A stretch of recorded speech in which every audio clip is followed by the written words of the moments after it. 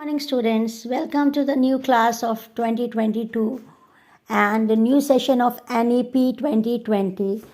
So according to the syllabus of NEP 2020, we are starting a new course और इस course में मैं आपको first of all unit wise करा रही थी.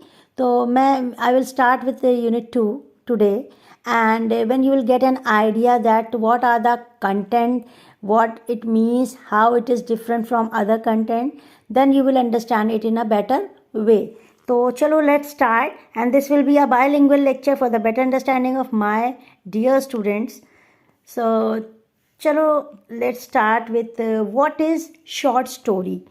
हमारा जो बेसिक अभी हमारे लिए जो कंटेंट में, जो हमारे सिलेबस के कंटेंट में है, वो है शॉर्ट स्टोरी. तो बच्चों, शॉर्ट स्टोरीज़ पे बहुत ज़्यादा ध्यान दिया गया. Students please pay attention. Short story ना सिर्फ हमें पढ़नी है, हमें शॉर्ट स्टोरी के कंटेंट भी पढ़ने हैं. क्या होती है शॉर्ट स्टोरी, क्या ओरिजिन है शॉर्ट स्टोरी का. तो एक बेसिक क्वेश्चन जो हमारे माइंड में होगा, what is a short story, rather what short story और which short story is there. हमें कौन सी पढ़नी है ये हमारा सेकेंडरी है, हमें उस शॉर्ट स्टोरी को किस पर्सपेक्टिव से पढ़ना है, अब हमें ये जानना है. तो ऐसा नहीं है कि शॉर्ट स्टोरी अभी आप पहली बार पढ़ रहे हैं, आपको पता नहीं है शॉर्ट स्टोरी क्या होती है.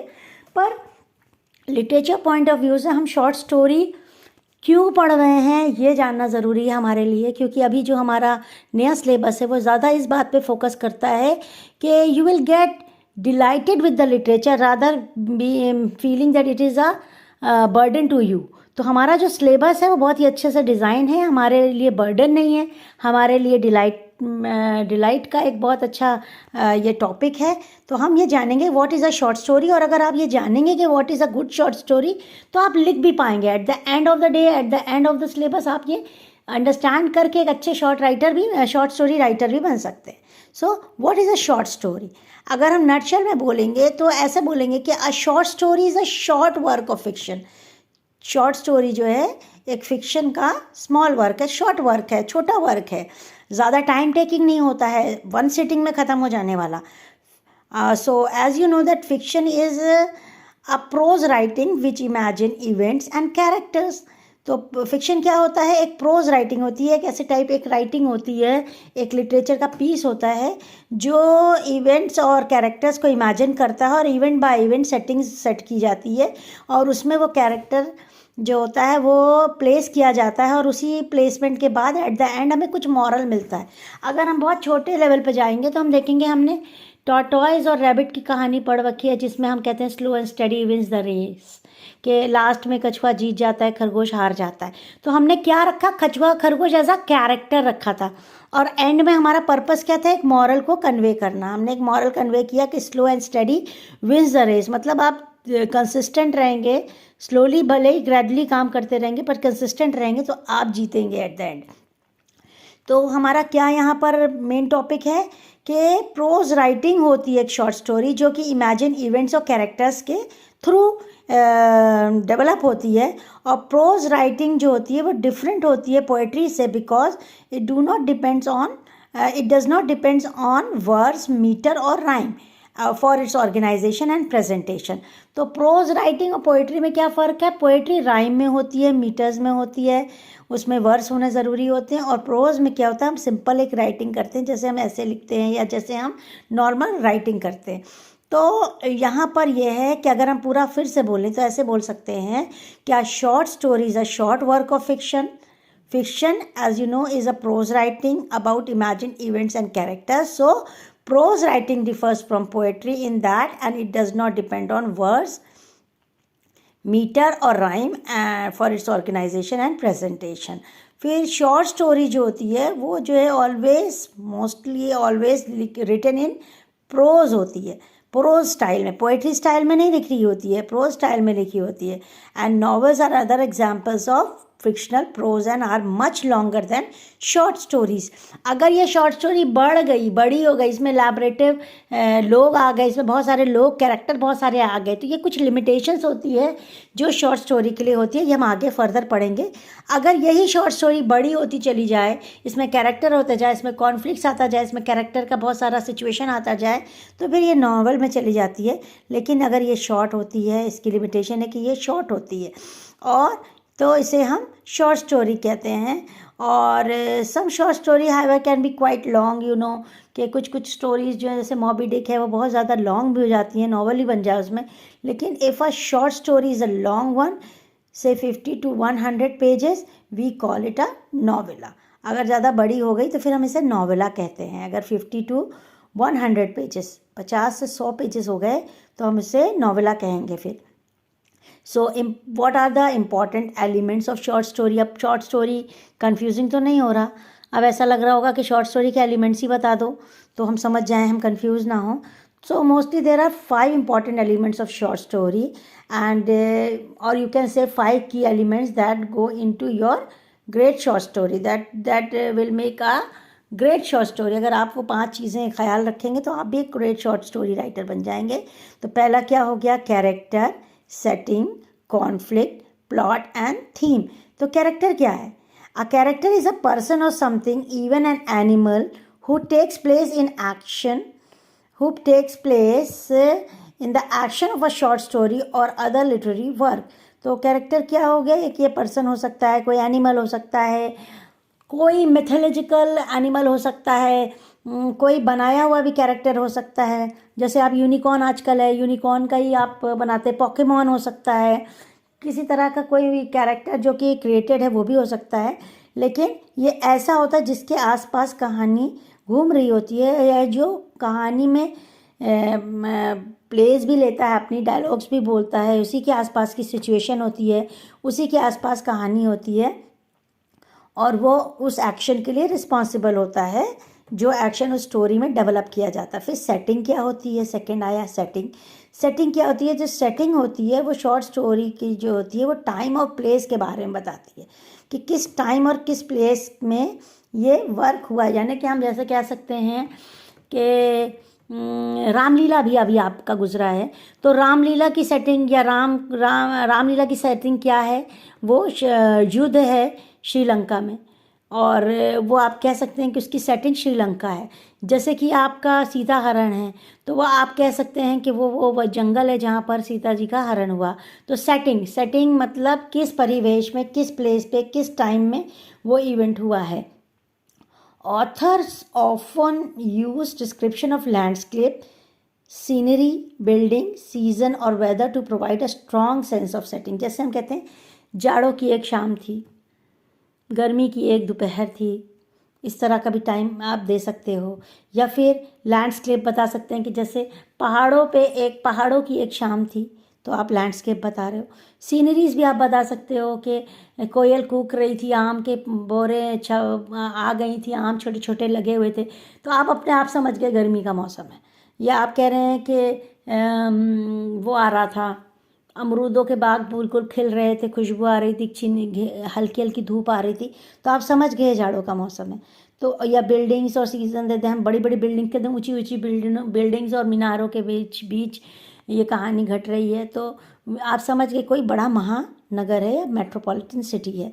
और इस तरह से सेटिंग बनाई जाती है ताकि आप अच्छा बेटर इमेजरी आपके क्रिएट की जाती है ताकि आप बेटर अंडरस्टैंड करें. फिर कॉन्फ्लिक्ट क्या होता है? कॉन्फ्लिक्ट जो होता है वो स्ट्रगल होता है बिटवीन 2 people और things in a short story. जब तक कहानी उलझेगी नहीं दो लोगों के बीच में, कहानी बनेगी कैसे? अगर एक था राजा, एक थी रानी, दोनों मर गए, ख़त्म, कहानी वाली कहानी हुई, तो कहानी बनेगी कैसी? कहानी तब बनती है जब कॉन्फ्लिक्ट क्रिएट किया जाता स्टोरी में. एक राजा था, एक रानी थी, रानी को कोई उठा ले गया, फिर राजा उससे लड़ाई करने गया, फिर उसे छुड़ा के लाया, तो ये हो गई कहानी. अगर कॉन्फ्लिक्ट या स्ट्रगल नहीं है 2 कैरेक्टर्स के बीच में या उनकी कहानी या 2 चीज़ों के बीच में, तो स्टोरी बनेगी कैसे? So the main character is usually one on the other one side and इसका रीज़न भी सेंट्रल कॉन्फ्लिक्ट होता है. जैसे आजकल आप एक बहुत सिंपल सा सीरियल आता है, वो कुंडली भाग्य, उसमें एक कैरेक्टर है, वो मुझे नाम याद नहीं है उसका, वो हमेशा वो कहानी में किसी ना किसी के साथ उसका कॉन्फ्लिक्ट होता है। घर में कोई नया मेंबर ऐड हुआ, कोई शादी हो रही है, कोई सन इन लॉ आ रहा है, उसको वो बिल्कुल शक आ जाएगा उस पर, तो वो कॉन्फ्लिक्ट बन जाएगा उसका। फिर वो उस पीछे लगेगी उस चीज़ के कि क्यों ये शक हो रहा है मुझे, क्यों शक हो रहा है। फिर वो शक के पीछे जाएगी, फिर वो डिस्कवर करेगी कि ओ माय गॉड, ये बंदा तो सच में गैंगस्टर है। तो ये एकता कपूर जो कहानियों को बढ़ाती रहती है, शॉर्ट स्टोरीज या सीरियल्स को बढ़ाती, कैसे बढ़ाती है? कॉन्फ्लिक्ट्स डाल डाल के। तो ट्विस्ट, कॉन्फ्लिक्ट्स, अगर लाइफ में या चीज़ों में या शॉर्ट स्टोरी में या ड्रामा में कॉन्फ्लिक्ट्स नहीं है, ट्विस्ट नहीं है, तो फिर आपकी स्टोरी बढ़ेगी कैसे आगे? और कहानी है ही क्यों अगर वो कॉन्फ्लिक्ट नहीं है? फिर आपका एक आता है कि अब इसके बाद आपका क्या आया, मैंने बताया कॉन्फ्लिक्ट। तो फिर आप ये समझ जाओ कि यहाँ पे जो कॉन्फ्लिक्ट होगा उसमें कंटेंट भी होता है। जैसे कि on the other side the main character में struggle against another important character, against the force of nature, against society or even against something inside himself or herself, like feelings, emotion or illness. तो ये internal conflict भी हो सकता है, external conflict भी हो सकता है उसके अंदर ही कोई ऐसी चीज़ है जिससे वो अपना स्ट्रगल कर रही है। जैसे एक लड़की है, बहुत अक्सर आप सीरियल्स देखते हैं, मैं बहुत इजी एग्जांपल्स देती हूँ ताकि आप समझ जाएं। एक लड़की है, बहुत ही गरीब घर से है, और वो एक अमीर घर में जाती है, लेकिन वो अब अपनी खुददारी से कॉन्फ्लिक्ट है उसका। तो अब वो उस घर का सामान नहीं ले रही है, उस घर के संस्कार नहीं ले रही, उस घर में ऐड अप नहीं हो रही है, उस घर से अलग चल रही है। तो ये क्या है? ये उसका इनर कॉन्फ्लिक्ट है कि जो उसको खुददार होना, जो उसका जो अपना उसका एक सेल्फ फीलिंग है, सेल्फ वाला, वो मिंगल नहीं कर पा रही है फैमिली के साथ, और वो चल रही है, अलग हो रही है। तो यानी मेंटली वो अलग चल रही है और फिजिकली वो एक बड़ी फैमिली में चल रही है। तो ये इमोशंस भी हो सकते हैं जो कॉन्फ्लिक्ट में हो, फीलिंग्स, इमोशन, या फिर कोई ऐसा कैरेक्टर जो बहुत स्ट्रॉन्ग कैरेक्टर है, उसके साथ आपका कॉन्फ्लिक्ट है। आपने एक बहुत अच्छी फिल्म है, मैं अक्सर उसका एग्जाम्पल देती हूँ, बाहुबली। बाहुबली में आपने देखा कि देवसेना और शिवगामिनी दोनों में कॉन्फ्लिक्ट था। किस चीज़ का कॉन्फ्लिक्ट था? उसूलों का, प्रिंसिपल्स का कॉन्फ्लिक्ट था। और इसी कॉन्फ्लिक्ट पे उनका सेकंड पार्ट बना था। अगर दोनों के बीच में प्रिंसिपल्स का कॉन्फ्लिक्ट नहीं होता, उस शिवगामिनी और देवसेना के बीच में, तो क्या प्रॉब्लम होती? देवसेना ये समझती थी वो एक सिंगल एंटिटी है, वो खुद बहुत स्ट्रांग है, उसको किसी राज परिवार का नाम की ज़रूरत नहीं है, वो खुद बहुत अच्छा सोचती है। और शिवगामिनी ये समझती थी कि इतने बड़े हम महाश्मती राज्य के इतने बड़े हम लोग हैं और हम रानी हैं, तो वो हमारी बात को सुने और हमारे जैसा बिहेव करे। अब ये कॉन्फ्लिक्ट आप अपने नॉर्मल वर्ल्ड में भी देख सकते हैं। लेडी डायना और एलिजाबेथ का कॉन्फ्लिक्ट, कि वो समझती थी कि डायना जो थी, आप अभी रियल वर्ल्ड का कॉन्फ्लिक्ट भी है, ये भी एक ड्रामा ही बन जाता है कि रियल वर्ल्ड कॉन्फ्लिक्ट में आप अपने प्रिंसिपल्स से वो नहीं कर पा रहे, एडजस्टमेंट नहीं कर पा रहे, तो क्या होएगा? आपका कॉन्फ्लिक्ट होएगा, और कॉन्फ्लिक्ट होगा तो स्टोरी आगे बढ़ेगी। फिर क्या होता है? प्लॉट होता है बेटा। प्लॉट क्या होगा? प्लॉट जो होता है एक सीरीज ऑफ इवेंट्स होता है, और जो कैरेक्टर के आसपास नाच रहा होता है, सीरीज ऑफ इवेंट्स। तो प्लॉट जो होगा वो बहुत इम्पॉर्टेंट है। और प्लॉट में आपको अगर प्लॉट की जो सेटिंग है वो सही होगी, तो आपको बहुत अच्छे से आप उसको स्टोरी को बना भी सकेंगे, डेवलप भी कर सकेंगे, कंटिन्यू भी कर पाएंगे। तो आगे आपके वो हो गए कि ये सारे होते हैं। फिर अगर आप कुछ लिटरेरी डिवाइसेस या लिटरेरी टर्म हैं शॉर्ट स्टोरीज़ में जो इम्पॉर्टेंट होते हैं आपके लिए समझना, जैसे कि ये जब हम लोग स्टोरी पढ़ा रहे होंगे तो हम बार बार बोलेंगे, तो आप कहेंगे ये क्या होता है, हमें समझ में नहीं आ रहा। तो ये कुछ लिटरेरी टर्म है जो आपको पता होने चाहिए, जैसे कि फिक्शन क्या होता है। तो ये वो होती है, फिक्शन का मतलब होता है writing that comes from the author's imagination. ये मैं अपनी आसानी के लिए आपको पढ़ा रही हूँ। आप जब इसे पढ़ेंगे तो आप हमारी आसानी के लिए इसे समझेंगे कि मैं ये अपनी आसानी के लिए आपको पढ़ा रही हूँ। मैं जब बोलूँगी फिक्शन तो आप ये समझ जाएंगे कि it is something, a pattern or a piece of writing that comes from author's imagination. Fiction reality based नहीं होता। जैसे मैंने 2 एग्जाम्पल दिया अभी आपको, शिवगामिनी और देवसेना का एग्जाम्पल भी दिया और एलिजाबेथ एंड डायना का एग्जाम्पल भी दिया। तो एलिजाबेथ और डायना वाला एग्जाम्पल रियल है, पर जो मैंने शिवगामिनी और देवसेना का एग्जाम्पल दिया दैट इज़ फिक्शन। ये ऑथर के ब्रेन से निकल के आया, ठीक है बेटा। फिर दूसरा आपको हम बोलेंगे, जब जब हम बार बार कैरेक्टर बोलेंगे तो कैरेक्टर में आप ये नहीं समझिएगा कि मेरा कैरेक्टर मेरी personality, no, I am talking about a person or animal in a literary work. जब भी हम आपको कैरेक्टर बोलें, ये की वर्ड है, आप इसको समझिएगा कि जब भी कोई कैरेक्टर बोले स्टोरी का या शॉर्ट स्टोरी का या फिर ड्रामा का, तो आप समझेंगे नहीं कि ये कैरेक्टर का मतलब मेरी पर्सनालिटी या किसी की personality. No, I am talking about a person or an animal in a literary work. और जब जब हम प्लॉट बोलेंगे तब आप ये नहीं समझिएगा कि प्लॉटिंग करने की बात हो रही है या फिर कोई प्लॉट खरीदने और बेचने की बात हो रही है। नहीं, I am not talking about a piece of land to buy and sell, I am talking about the sequence of events in a literary work. और हमेशा बस आप उसी कंटेक्स्ट में उसको समझिएगा। जब जब प्लॉट बोलेंगे तब तब आप समझेंगे कि ये एक सीक्वेंस ऑफ इवेंट्स की बात हो रही है, कैसे कैसे कहानी आगे बढ़ती, कैसे कैसे इवेंट्स आगे बढ़ते हैं, ये उसकी बात हो रही है। कभी भी प्लॉट का मतलब आप वो लैंड नहीं समझेंगे। जब हम सेटिंग बोलेंगे तो आप सेटिंग का मतलब नहीं समझेंगे कि ये सेट करना है वो सेट करना है। जब भी हम आपको सेटिंग बोलेंगे आप हमेशा यही समझेंगे कि where and when the story takes place. तो ये कुछ की वर्ड्स हैं, लिटरेरी टर्म्स है जो शॉर्ट स्टोरी को जानने के लिए बहुत ज़रूरी होते हैं बेटा। जब जब सेटिंग बोलेंगे आप समझेंगे कि where and when the story takes place. जब जब हम कॉन्फ्लिक्ट्स बोलेंगे तो इसका मतलब आप ये नहीं समझेंगे कि लड़ाई, हमारे तुम्हारे बीच में कॉन्फ्लिक्ट है, हमारे तुम्हारे बीच में कॉन्फ्लिक्ट, नहीं। आप समझेंगे it means internal and external conflict and struggle between opposing forces. हमेशा समझेंगे कि मैम कॉन्फ्लिक्ट का मतलब ट्विस्ट की बात कर रही हैं, कॉन्फ्लिक्ट का मतलब एक स्ट्रगल की बात कर रही हैं जो दो फोर्सेस के बीच में हो सकता है, आइदर एब्स्ट्रैक्ट और कंक्रीट। एब्स्ट्रैक्ट मतलब फीलिंग्स के बारे में भी बात हो सकती है, कि जैसे मैंने अब आपको दो एग्जाम्पल दिया कि एक बहू जो कि गोपी बहू वाला एग्जाम्पल, कि वो बड़े परिवार में चली गई है पर वो सरेंडर नहीं कर पा रही है, अपने आप को, अपनी खुददारी ख़त्म नहीं कर पा रही है। या फिर आपका वो फिल्म में शायद सीरियल आता था, वो भाग्य, क्या, कुंडली भाग्य। तो कुंडली भाग्य में भी वो एडजस्ट नहीं कर पा रही है उस खानदान से, उतने बड़े परिवार में एडजस्ट नहीं हो पा रही वो लड़की। दीपा क्या नाम था उसका, प्रीता। तो मैं कोई सीरियल नहीं देखती हूँ, मुझे बिल्कुल पसंद नहीं है, मैं स्टोरीज़ वगैरह पढ़ लेती हूँ। तो मैं बस आपको इसलिए ईजिली समझा रही हूँ कि आप बहुत ईजी लेवल पे समझो, क्योंकि बेटा बड़ा बड़ा तो सब जगह लिखा हुआ है, बहुत सारा वर्ड्स में लिखा हुआ है, और ब्रेन और हम लोगों के पास शायद इतना टाइम नहीं है कि आप लोगों को क्लास में बैठा के समझाएं। तो इसलिए मैं वीडियो बना रही हूँ, और बहुत इजी, बिल्कुल सिंपल। कभी कभी आपको लगेगा मैम क्या है, बिल्कुल बकवास से बताती रहती है, बट बहुत सिंपल भाषा में बहुत ईजी सी बात बता रही हूँ। आप हमेशा समझना कॉन्फ्लिक्ट का मतलब है स्ट्रगल बिटवीन अपोजिट फोर्सेस। अगर मुश्किल लेते रहोगे लिटरेचर कभी इंजॉय नहीं कर पाओगे। इंजॉय लिटरेचर आप तभी करोगे जब लिटरेचर आपके दिल को छुएगा, जब आप रेजोनेट करोगे, जब आप समझोगे ऐसा मेरे साथ भी होता है, अरे एम्पैथाइज करोगे, समझोगे कि अरे ये तो मेरे साथ भी हो रहा है, ऐसे ही तो हमारी भी कहानी है। तो हमेशा लिटरेचर इंजॉय करके पढ़ोगे, हमेशा ईजी लगेगा, और कुछ भी नहीं रखा है इतनी सब, बस ये लिटरेरी टर्म समझ जाओ। फिर एक्सटर्नल कॉन्फ्लिक्ट का मतलब भी आपको मैंने बता ही दिया है कि इंटरनल कॉन्फ्लिक्ट और एक्सटर्नल कॉन्फ्लिक्ट होता है। इंटरनल कॉन्फ्लिक्ट में आपकी फीलिंग्स वगैरह की बातें हो रही होती हैं। एक्सटर्नल में आपके किसी कैरेक्टर या मेन कैरेक्टर या man versus man, villain versus heroine, hero, इस तरह से जो कॉन्फ्लिक्ट्स हो रहे होते हैं। फिर एक वर्ड होता है बेटा फोर शैडोइंग। तो इसका मतलब क्या होता है, when the author hints about something that will occur letter.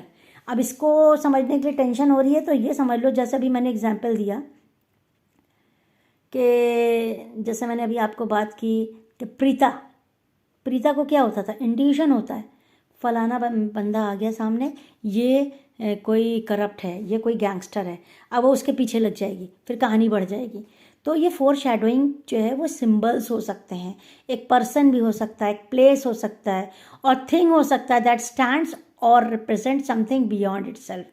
कोई ऐसी चीज़ हो सकती है जो कि इंट्यूशन भी हो सकता है, कोई फीलिंग, कोई प्लेस भी हो सकती है जो सिंबल की तरह एक्ट कर रही है, जो कुछ और भी बताना चाह रही है। जैसे कि रॉयल्टी या क्राउन है, तो क्राउन पहना हुआ बंदा आपको रॉयल्टी या पावर का एग्जाम्पल दे रहा हो, या ब्लैक सूट पहना हुआ बंदा आपको गैंगस्टर लग रहा है, काले चश्मे लगा के, काले जूते पहन के, ब्लैक सूट पहन के कार से निकला, आपको बिल्कुल समझ में आ गया कोई बड़ा आदमी है, कोई रिच मैन है।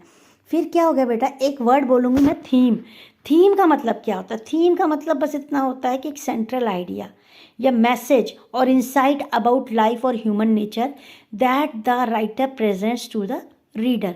क्या बताना चाह रहा है, क्यों बताना चाह रहा है, थीम क्या है, उसका थीम क्या है। जब तक एक थीम नहीं होगी हम शॉर्ट स्टोरी को इमेजिन नहीं कर सकते, हम किसी ड्रामा को इमेजिन नहीं कर सकते। सेंट्रल आइडिया क्या कन्वे करना चाह रहा है। और थीम में मोस्टली आयरनी होती है। आयरनी क्या हो सकती है, the contrast between what is expected to happen and what actually exist और हैपन, और point of view, the perspective of which a story is told. बहुत अच्छा सिंपल एग्जाम्पल है कछुआ और खरगोश की स्टोरी। टॉर्टोइज और रैबिट अगर रेस कर रहे हैं तो एक्सपेक्टेड है कि कौन जीतने वाला है, रैबिट जीतने वाला। भाई वो तेज़ है, तेज़ी तेज़ी दौड़ता है, पर लास्ट में जीत कौन रहा है, कछुआ जीत रहा है। तो ये आयरनी है, एक कंट्रास्ट है, एक अनएक्सपेक्टेड इवेंट है, जो एक्चुअली होने वाला था वो नहीं होता है, दूसरा कुछ हो जाता है। तो ये आ गया आपका आयरनी। तो अक्सर जब शॉर्ट स्टोरी वगैरह कुछ होती है उसमें यही एक मेन टॉपिक होता है कि आयरनी सेटिंग होती है। वी हैव डिस्कस कि थीम क्या होता है। अब आई विल डिस्कस कि पॉइंट ऑफ व्यू के पर्सपेक्टिव से आपको देखना पड़ेगा आपका वर्क के क्या पॉइंट ऑफ व्यू है। जब हम पॉइंट ऑफ व्यू देखेंगे तो हम फर्स्ट पर्सन, सेकंड पर्सन और third person point of view देखेंगे। First person point of view क्या होता है, फर्स्ट पर्सन उसी वर्क में, उसी स्टोरी में प्रेजेंट होगा।